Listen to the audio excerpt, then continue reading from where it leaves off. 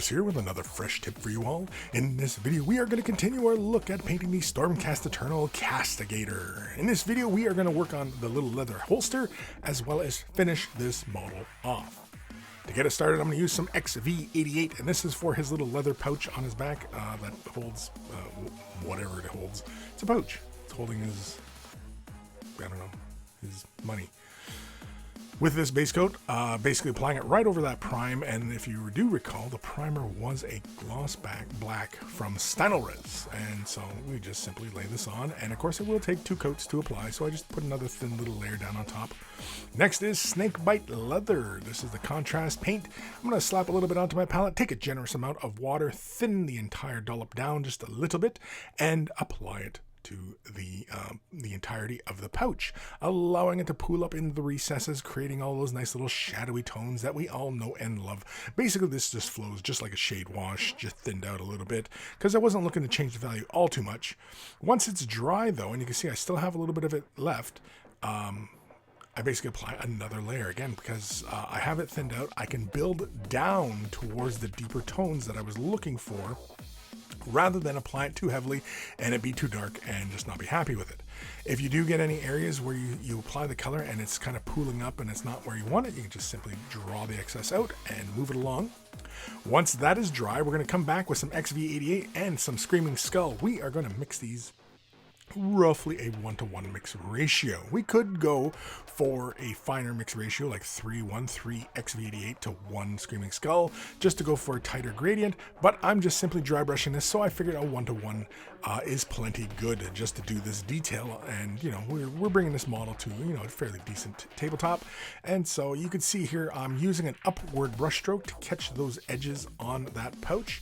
I want it brighter towards the bottom of the pouch and getting a little bit not quite as bright up towards the high point closest to the belt.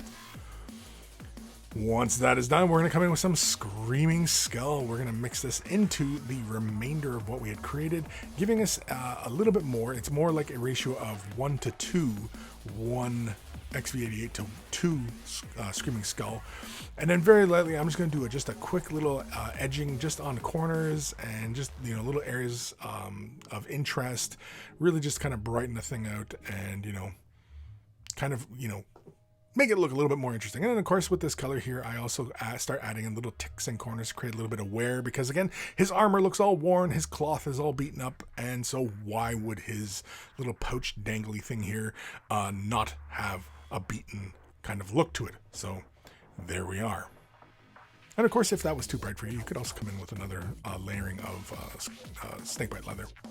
Sienna Gold is next, and we're going to base the entirety of this little, I don't know, this little...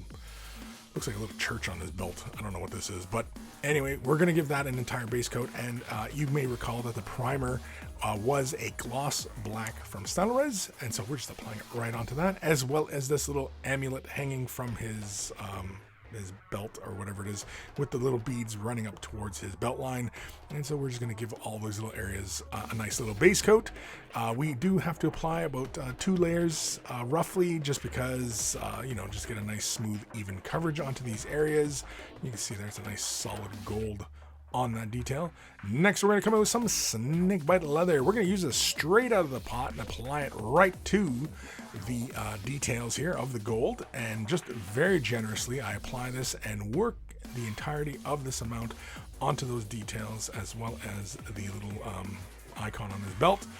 Once that is dry, we're going to come in with some Golden Griffin. This is the Citadel Dry. I'm going to use a small dry brush and very lightly, starting at the bottom of the detail, and lightly bring my brush strokes upwards, catching just the high points, as well as the little amulet on his belt line as well. And just really quick as that, we are done with these details. I hope you have enjoyed this little series. We're not quite done yet. We're going to work on the base of this model next, so stay tuned for those. But let me know down below if you guys, whatever models you guys want to see, as you know, this one was actually a work in progress over quite a few videos, so let me know down below. Huge thank you to all my patrons. Without their support, these videos would not be possible. If you're considering Patreon support, click the link in the description below, and you'll be taken to many tiers to support at. And so a huge thank you.